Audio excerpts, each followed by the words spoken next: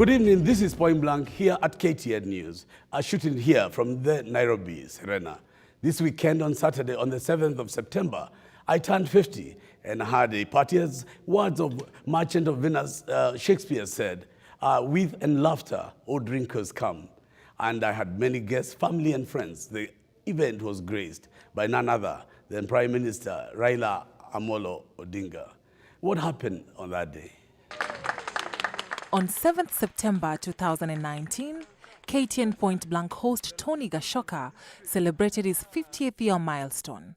With mirth and laughter, former Prime Minister Raila Odinga joined in the festivities with family and friends that included Cabinet Secretary for Devolution Eugene Wamalwa, former Vice Chair of Jubilee Party David Murathe, and TG's mentor, former MP for Githunguri Njehu Gatabaki. Others present included Kiambu Deputy Governor James Nyoro, William Gashoka, Donald Kipkorir, and Andrew Mondo, Chief of Staff of the PM.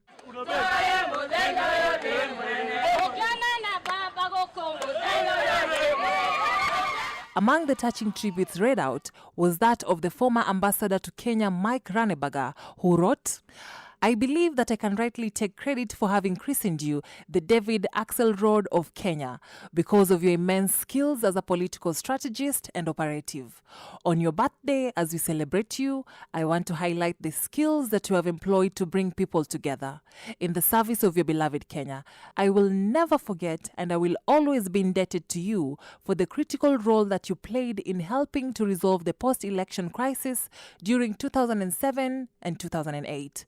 Many may not be aware of the behind-the-scenes role as a peacemaker, conciliator, and mediator that you have repeatedly played, but I have witnessed that as we worked together when I was the American ambassador during those turbulent years from 2006 to 2011.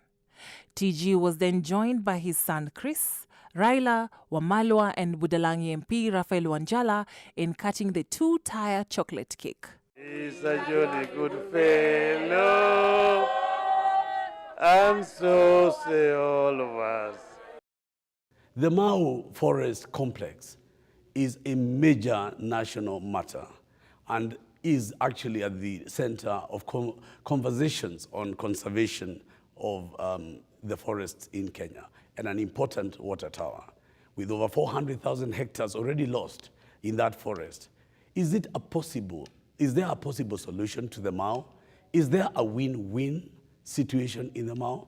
To delve into the complexities, the politics, and the solutions at the Mau, we are privileged here to have the Senator of Narok, my friend, Redema Olekina, to shed some light at the matters surrounding this discussion.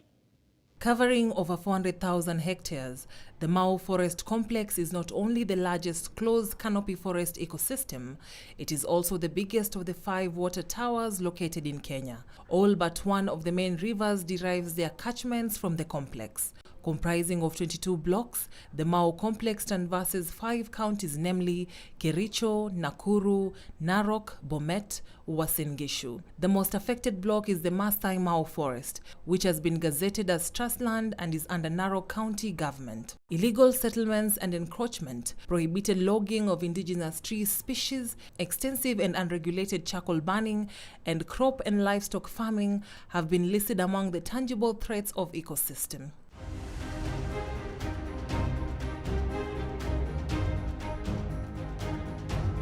Efforts to address the plunder have spanned 3 decades, starting with the 1986 Olentutu Boundary Commission. In 2008, a task force put together by then Prime Minister Raila Odinga recommended the cessation of further encroachment, renovation of all title deeds acquired beyond group branches, and the investigation and prosecution of those persons responsible for the pillage. The report was tabled, discussed, adopted, and approved by the National Assembly on 12th August 2009. So you have now moved away from task forces to implementation. And from today onwards, the journey has begun. A 2018 task force on forest resources management and logging activities in Kenya recommended the judicial implementation of the 2008 Mau Task Force report. Last year, phase 1 of the eviction of the illegal settlers began with the majority moving out voluntarily despite loud protests from elected representatives. You were told that there was a 60 days notice given for people to be evicted from their settlements in Mau Narok, which is actually a trust land. And we were also told that schools were not going to be opened by none other than a cabinet secretary and a regional commissioner. That is not President Uhuru Kenyatta's position. That is not the government of Kenya position. In August this year, Cabinet Secretary for Environment Keriako Tobiko kicked off the second phase of Mau forest restoration, declaring that it will not be negotiable. Tobiko, much to some leaders' dismay, laid blame on the politicization of the restoration process by elective leaders. The right to compensation depends wholly and solely on validity of title. Before I speak to my guest tonight here at Point Blank, what has Senator done before? He once walked across the United States of America to raise awareness on the need for quality education in his homeland Kenya, particularly for the girl child. Dressed in traditional clothes, Ledama Olekina, then aged 25, walked over 3,700 kilometers in 2 phases, sometimes covering over 80 kilometers a day. He is credited for starting the Maasai Education Discovery, an initiative in which he partnered with his US friends to promote education in Narok County. After earning his bachelor's degree in political science and communication at the University of Massachusetts in Boston and Fort Lewis College in Durango, Colorado, Olekina crossed the pond to London, where his mentor, Gerard Williams, helped him find jobs as a researcher working for Diverse Productions, Educational Television Network, and European Business News in London. Lazima tuweke hiyo vitu yote kwa meza, tulete kwa wananchi, wananchi waseme ndio ama la. Ama namna gani? Ndio museme kama mnataka mchague governor, lakini yawe anakontroliwa na mtu huko Nakuru. Hiyo ndio kitu ambayo lazima muletewe, na tufanye kitu wazungu wanasema demystify. Explain kwa watu kabisa. Katiba ikibadilishwa iwekwe serikali ya aina 3, ni nzuri kwenyu ama ni mbaya? Likened to the late William Ole Ntimama, the Narok MP and cabinet minister who bestrode the Maa Plains. The 6'3" Olekina is a first-time senator for Narok County, and like Ntimama, the senator doesn't hold back when it comes to critical issues that affect his community. One such concern is the Mau complex. Hii nataka kuwaumiza wa Maasai wote. Wajitolee venye Mheshimiwa Ole Kenta amesema, kama kutakuwa na ukora kidogo, sisi wote tuingie huko. Tuweze kukaa watu. With his national profile rising, Olekina has begun a drive to plant over 1 million trees using at least 1,000 volunteers in a concerted effort to save the Mau complex.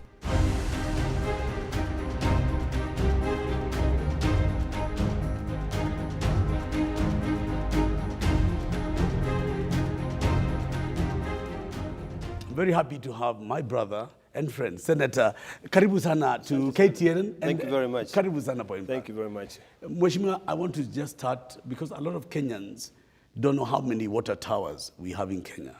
And in knowing this number, how then, and what is the importance of the Mau complex? Well, Tony, thank you for having me. Karibu. This is a very, very pertinent matter, not only for me as a senator of Narok County, but for every Kenyan who lives in Kenya. Even the ones who live outside Kenya, they have their relatives here. We have about 5 big water towers in Kenya. And the Mau complex is one of the biggest water towers we have in Kenya. And it covers an entire square kilometers of about, I think it's about, the acreage is about 673,000 hectares.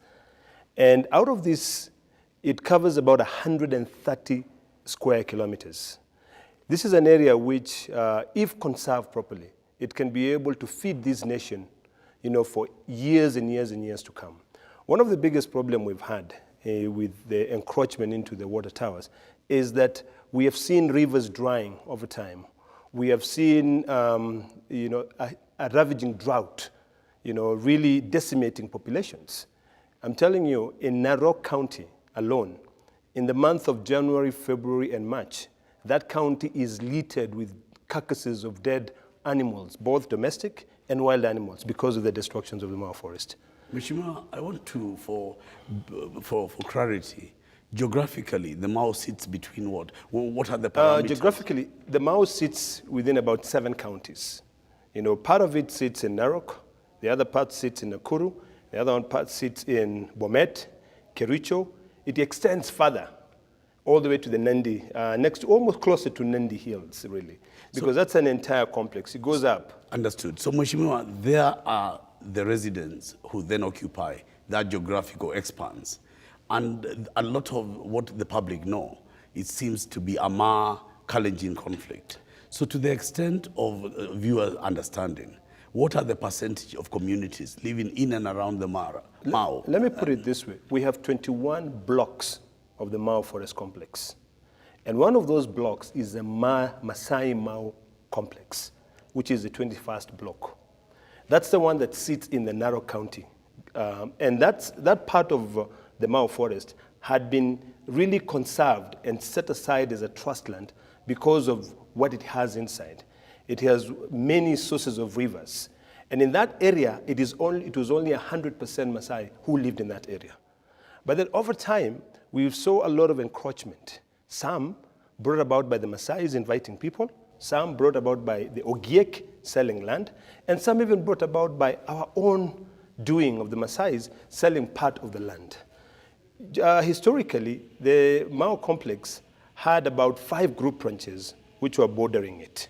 These 5 group ranches were known clearly in terms of the sizes. And these were brought about by a lot of population now coming into the area because it's a fantastic place to live, really. I grew up in the Mau. I grew up in a place called Melili. And in Melili, that's all the entire Mau complex area, where we had a settlement where people live. So, Senator, when you talk about people moving into the Mau, were these moving in through title deeds? Were they moving in as quotas? People, what is the genesis of the invasion? As these communities and as you describe in the geography, how did the human migration? Tony, point blank, these people were brought in by politicians. During the Moi era, we had very powerful permanent secretaries. We had someone like Zakayo Cheruyot, we had another gentleman called Chelugay, and we had some current members of parliament. And there was a commission of Mwita? Some Mwita. Mwita, if you actually look at the solution that had been brought about by the Prime Minister when he set up a task force to look into this issue, Mwita is named in that task force report almost 10 times using his own name, Samuel Mwita, the same ID number, allocating himself land. He's in the media admitting he has allocated himself. He's allocated himself. And he actually is quoted in sections of media saying he doesn't care and doesn't regret. And you see, and that is why I strongly believe that kind of unscrupulous, total disregard of the rule of law should not be tolerated at all in this country. Are you calling for action against? Absolutely. If it was happening now under the current new constitution, Article 226, subsection 5 of the constitution would have really dealt with him, because it amounts to a misappropriation of public funds. So as we move on, you think this is something the Director of Public Prosecution, those people should look at, or is it more a land reconciliation? Because I want to talk to you about the way forward. It has got nothing to do with the land reconciliation. It has got everything to do with criminality. And in this case, this is a person who was given the fiduciary responsibility. He had to take care of all the lands, but instead of him making sure that the land is safe, he goes ahead and subdivides it and gives it to himself. Now, I want to talk to you about this, and I want you to be as dispassionate as possible. Obviously, I know you lead a part of a community that has a claim that wants to see Mau restored. Is there going to be a way in which we can mitigate the suffering?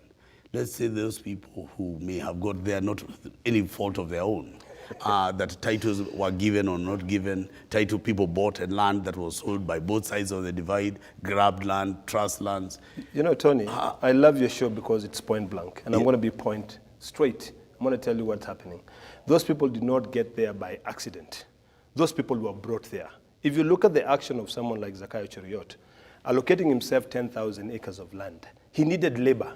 He needed people to go and work there. And over time, When he is not there physically, those people will invite their relatives to be able to come in, and they'll continue encroaching into the land. Of course, there are some people who got sold land, because there's an illegality that occurred when the group ranches, which were originally a certain acreage, were ballooned. So the ballooning aspect of it, some people were given. So, Mheshimiwa, and I'm not interrupting you. Are you saying point blank that you are supporting evictions, that you are saying that this was committed? Absolutely. Are you saying that Absolutely. that there should be no mercy? Absolutely, with no fear or doubt. I can tell you the only way to save this country, not the Maasai, the only way to save this country is by getting everybody out of our water catchment areas. So if you're going to be this hard and this point blank, there can't be a win-win situation? Of course there's a win-win situation. There's a win-win situation. And this win-win situation had actually been given by the Prime Minister Raila Amolo Odinga. You know, when there was a lot of money that was made available, you know, by donor agencies to be able to relocate these people who had encroached into the Mau forest. What happened to that? That's number one.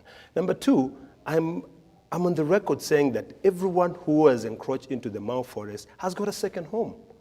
You know, when you see people moving... So before I come to the second home, I want to corner you a bit about this issue of compensation. It's not been in the media enough.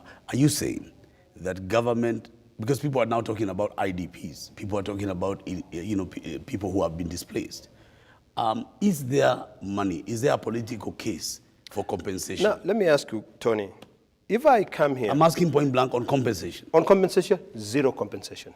So then what was the point of the Odinga initiative? In my view, the time for that has already lapsed. In fact, what is there is that it is very difficult for us to be able to tell who can justifully be compensated and who cannot be compensated.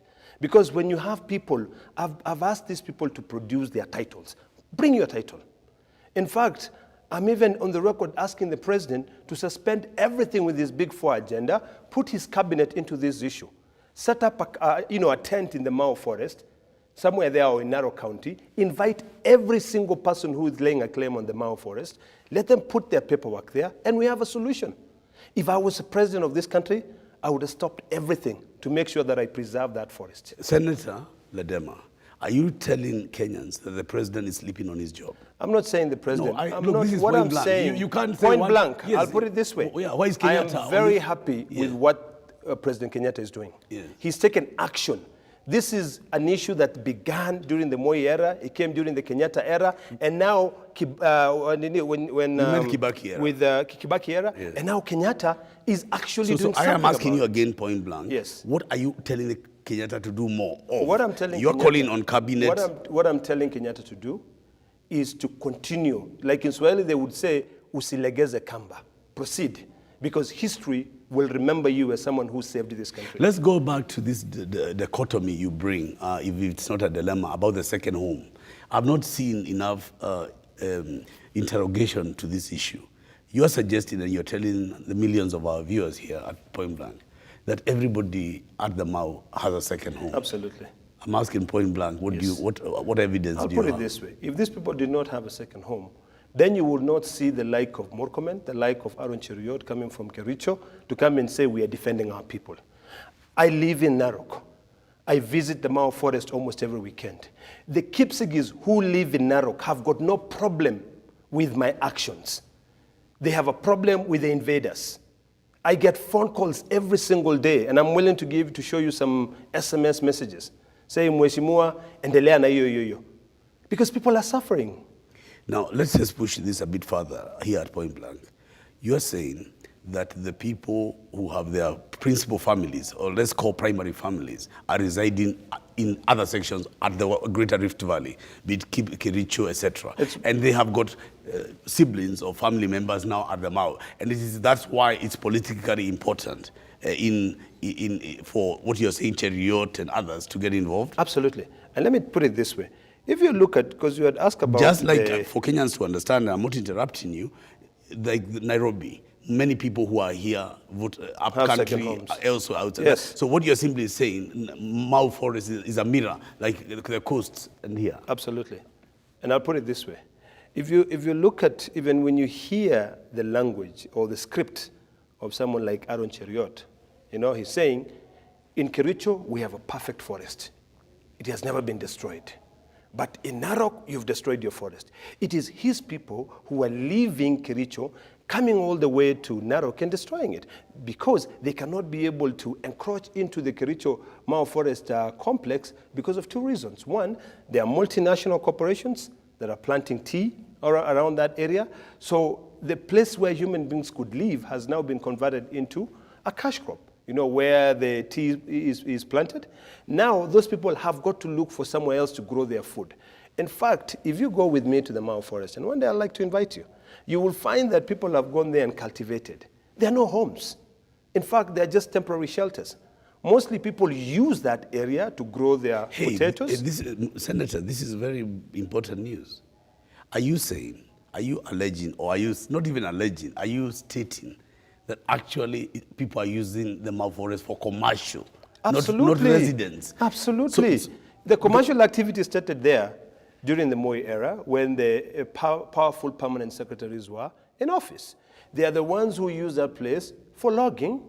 So the labor force that they brought in saw an opportunity. They started burning Senator Ladama, point blank, are you saying the children and the human shield being used in the Mau is to protect commercial activity? Is that what you're saying? Absolutely. It's actually to protect the bourgeoisie. It's to protect the rich people. Because you show me today, those poor people who are being said they are poor people, show me one of them who will come up with a title and say, I bought this land from so-and-so, and I went through the correct process and I bought, and I was given my title by the government of Kenya. Show me that person. Redama, this is a serious allegation because terrorists use human beings as human shield. Yes, and I can tell you, the invaders, those corrupt, unscrupulous, former powerful people who worked in government, are the ones who are now using the poor people as shield, because they do not want to be evicted out of the Mau forest. They want to continue using it for logging, So all this talk about IDPs, all this talk about the human misery that this government is about to bring upon innocent victims of settlement is a theory you completely disassociate yourself with, disagree? Absolutely. I dare say those people who own huge chunks of lands, thousands of acres, brought in labor. When they brought in labor to be able to do the illegal activities for them, plant tea, do the logging, saw an opportunity for them to pay them peanuts, because these people would now get into other activities. They will also log, they will also burn charcoal, and that's what has been happening. Senator, to what extent is the conflict about the Mau and its conservation a political matter or a commercial one? In other words, how many people, how many votes within the Mau, or is it the commercial? Because the public is misinformed. I'll put it this the idea is that those people who are there are voters in great numbers. No, they're not. They're not. Facts. And it's point blank. Facts are very stubborn. This is point blank. And it's point blank, yes. Facts are very stubborn. I'll tell you something. There are no votes there. There are absolutely no votes there. And I'm not saying that there are no people who vote there who have a few polling stations, but it's inconsequential. You cannot count that and say that this is enough to solicit such kind of activism, or rather push for everybody to leave the forest. It is what is happening in the Maasai Mara. The rivers are drying. It is what is happening in Bomet. There's no water in Bomet. There's no water in Kericho. In fact, this year, tea was drying out. Last year, tea dried out in Kericho because there was no more water coming down from the Mau And I will come to some details, second segment about that. But I want to corner you on this issue. Senator, if you were to have a pen and a paper on the backs of the Kenyan people to write a narrative about the truth about the Mara, you would not say that politicians are pulling each other for politics. You would say that commercial interests have invaded Kenya's water tower, and it is greed and profit that is driving that narrative. Is that what you're saying? Truth about the Mara or the Mau forest? And I meant the Mau. I didn't say the Mara, the Mau. Number one, greed. Okay? Because those people who are located themselves land there are not even dwellers of that place. They're not. And I dare challenge the Ministry of Lands here to produce a list of everybody who owns land in the Mara, in the Mau forest. Sorry, I also... And that's the reason it's the entire book, the same I complex. misspoke. I meant the Mau forest, So, yes. I can tell you, point blank, that the people who are being protected are the bourgeoisies, the rich. Those people who believe in widening the gap between the rich and the poor, using the poor for them to be able to achieve their means, their end. So Kenyans reading media and watching media, in your statement, should be looking at the real reasons and the real problems at the Mau. And as you say, they are commercial and they're not necessarily about the human suffering. Tony, I'll tell you what the problem in the Mau forest is. The problem in the Mau forest is that our rivers are drying. The problem in the Mau forest is that Narok County and other parts of Kenya are going through a severe drought, which is being caused by the destruction of the Mau forest. You cannot destroy what feeds you. You know, we need to look back and say, enough is enough. This politics is too much. We cannot start talking about the Mau forest during the Kenyatta one, come Moi, come Kibaki, and then now come Kenyatta 4. We can't do that. Let's talk about the urgency we of need, now. We need to focus. Point blank. We need to focus on conservation. And this is the reason why some of us are saving all our money to be able to fence that forest. Because the moment you fence that forest, you allow trees to regrow. Last year, Tony, I planted over 20 million trees using a plane. I spent my money, my time, my energy, my knowledge to be able to help Mother Earth. So really, what we need to do now is to stop all this politics. The government has got abilities to be able to relocate people. If you want to use the word relocate, let them be relocated.